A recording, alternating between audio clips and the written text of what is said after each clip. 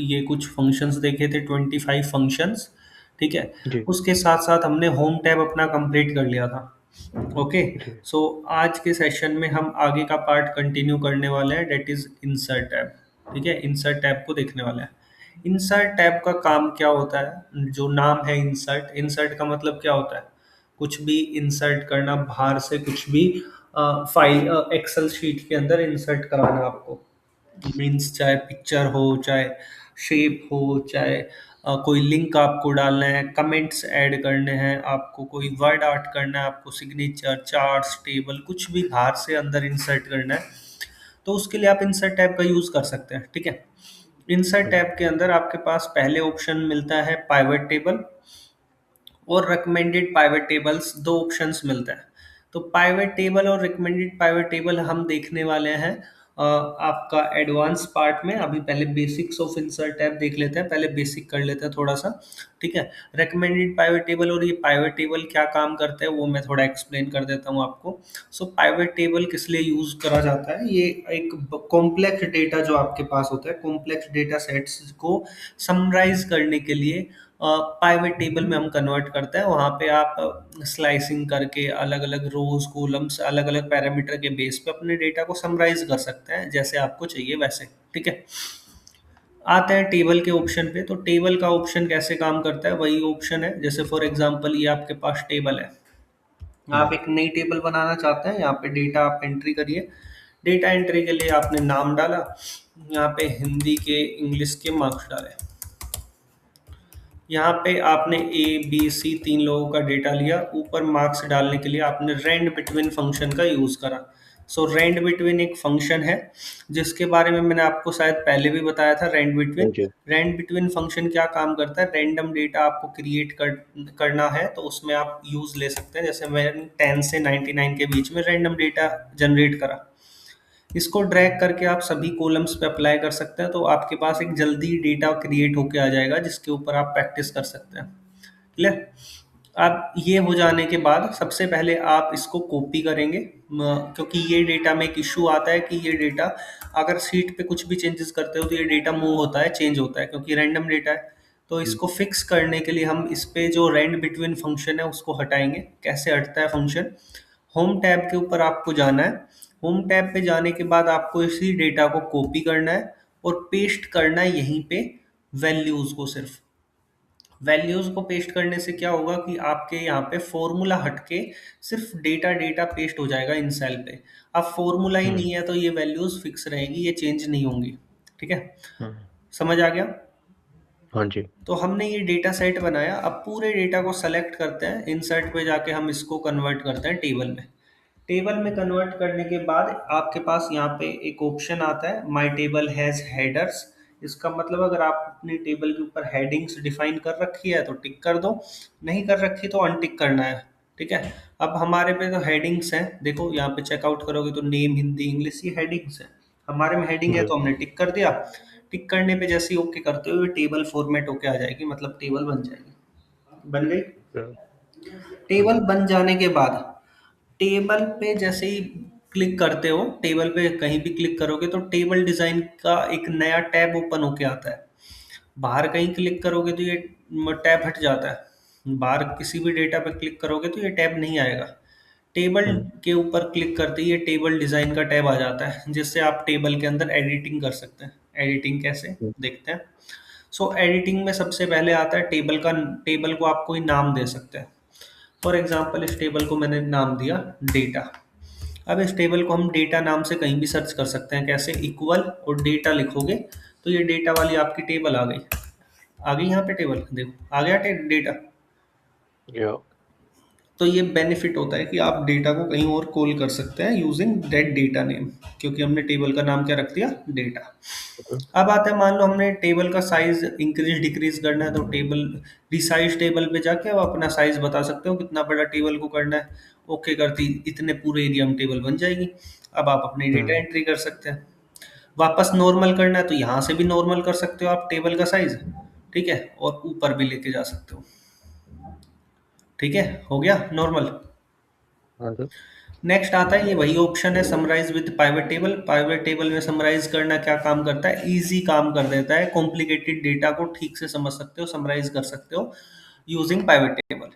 Next आता है remove duplicate. Remove duplicate क्या काम करेगा, अगर डेटा में कहीं भी डुप्लीकेट्स होंगे, मतलब कहीं भी डेटा के अंदर एक वैल्यू दो बार आ रही होगी, वो आप रिमूव कर सकते हैं। सारे कॉलम से रिमूव करना है या पर्टिकुलर किसी कॉलम से रिमूव करना है तो वो भी बता सकते हैं। मान लो मैं इंग्लिश में कोई डुप्लीकेट आ रहा होगा, उसको रिमूव करना चाहता हूँ, हम्म, इंग्लिश पे टिक करके ओके करता हूँ।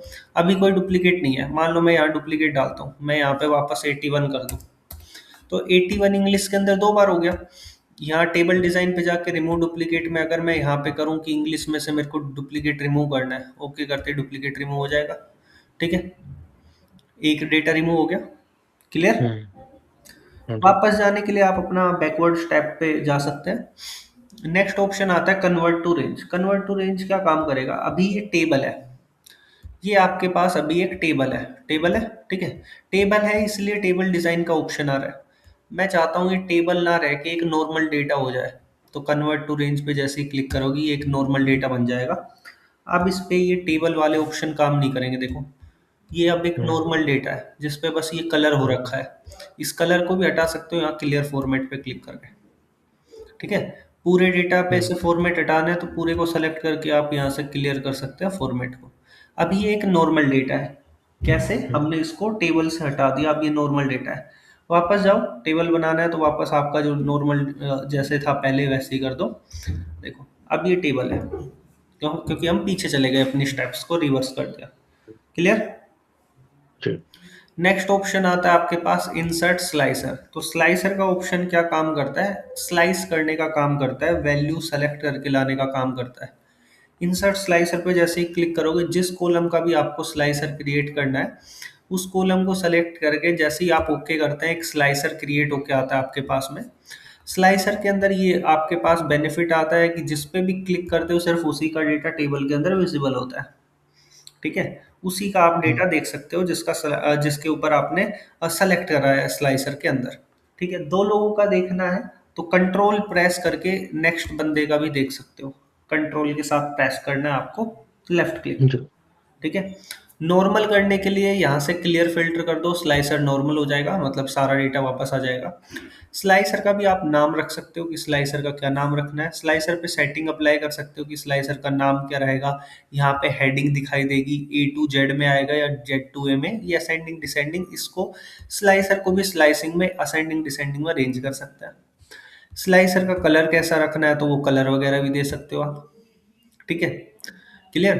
अब स्लाइसर आगे पीछे लेफ्ट राइट दाएं बाएं कहाँ रखना है तो ये सारे ऑप्शन आते हैं। ठीक है, अब आते हैं टेबल पे, अपने पे टेबल स्लाइसर को डिलीट करना है तो इस पे क्लिक करके कीबोर्ड से डिलीट करोगे तो डिलीट हो जाएगा स्लाइसर। हम्म, टेबल डिजाइन पे जाएंगे, नेक्स्ट ऑप्शन आता है एक्सपोर्ट का। तो टेबल को आप एक्सपोर्ट कर सकते हो, अगर कहीं वेबसाइट वगैरह पे आपको ये डेटा एक्सपोर्ट करना है, डालना है, तो आप अपनी वेबसाइट का लिंक डाल के वहाँ पे एड्रेस डाल के आप इस डेटा को वहाँ पे पब्लिश कर सकते हैं, डेटा को वहाँ पे सेंड कर सकते हैं। रिफ्रेश का ऑप्शन आता है, टेबल रिफ्रेश कर सकते हो, टेबल में रिफ्रेश हो जाएगा, मतलब पेज रिफ्रेश हो जाएगा। हम्म, नेक्स्ट ऑप्शन आता है यहाँ पे टेबल स्टाइल ऑप्शंस में हेड रो। हेड रो में ये है आपकी हेड रो, नेम हिंदी इंग्लिश, मेरे को ये हटानी है रो, अनटिक कर दो हट जाएगी, टिक करोगे वापस लग जाएगी।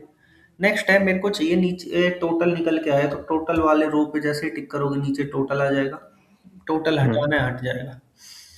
नेक्स्ट आता है बेंडेड रो। बेंडेड रो का मतलब होता है एक डार्क एक लाइट एक डार्क जो आ रही है उसको हटाओगे तो नॉर्मल हट जाएगा, लगाना है लगा सकते हैं।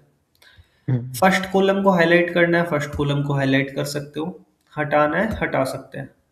लास्ट कॉलम को हाईलाइट करना है, लास्ट कॉलम को हाईलाइट कर सकते हो, हटाना है हटा सकते हैं। बेंडेड कॉलम, बेंडेड कॉलम का मतलब एक डार्क एक लाइट एक डार्क ऐसे कॉलम से आ जाएगा, एक कॉलम डार्क एक कॉलम लाइट आ रहा है। हम्म, जी। बेंडेड कॉलम हटा के अगर रोज को बेंडेड करोगे तो रोज से आएगा। नेक्स्ट ऑप्शन आता है फिल्टर बटन। फिल्टर बटन क्या काम करता है, ये आपका फिल्टर बटन होता है जहां से डायरेक्टली आप असेंडिंग डिसेंडिंग कर सकते हो, असेंडिंग में लगाना है या डिसेंडिंग में लगाना है, या कलर के बेस हम्म, पे सॉर्ट करना है, तो ये ऑप्शंस आते हैं। या पर्टिकुलरली किसी बंदे का डेटा देखना है तो वो देख सकते हैं। क्लियर। कलर के बेस पे हम्म, सॉर्ट करना है तो कस्टम सॉर्ट पे जाके अपने हिसाब से सॉर्ट कर सकते हो कि इंग्लिश का डेटा कैसे चाहिए। मान लो मैं चाहिए, मेरे को चाहिए यहाँ पे सबसे पहले कस्टम लिस्ट पे जाते हैं। मेरे को यहाँ पे डेटा चाहिए, पहले 81 कोमा फिर 88 कोमा फिर 81, ऐसे डेटा सॉर्ट हो गया है। ऐड पे क्लिक करके जैसे ही ओके करोगे और यहाँ जाके ओके करोगे, जैसा आपने डाला है वैसे आ जाएगा। ठीक है, अभी आपने यहाँ पे असेंडिंग डिसेंडिंग कर रखा है, स्मॉलेस्ट टू लार्जेस्ट कर रखा है। ठीक है, नॉर्मल करोगे तो ये नॉर्मल ही आ जाएगा। क्लियर? ठीक है, फिल्टर का बटन फिल्टर का बटन हटाना है तो अनटिक करने पे फिल्टर का बटन हट जाएगा, वापस लगाना है तो लगा सकते हो, वापस स्टेप्स पे Okay. जाने के लिए वापस जा सकते हैं। क्लियर? Mhm. कोई डाउट? नहीं। ओके, एक मिनट, स्टाइल चेंज कर सकते हो जो भी स्टाइल में आपको टेबल बनानी है। क्लियर? जी। तो टेबल डिजाइन वाली पूरी टैब क्लियर है आपको? हाँ जी। और ये इंसर्ट टैब में आपका जो आपके पास जो ऑप्शन आता है वो टेबल वाला ऑप्शन आएगा। टेबल क्रिएट कर लेने के बाद टेबल डिजाइन की टैब ओपन हो जाएगी। ठीक है, हम्म। क्लियर?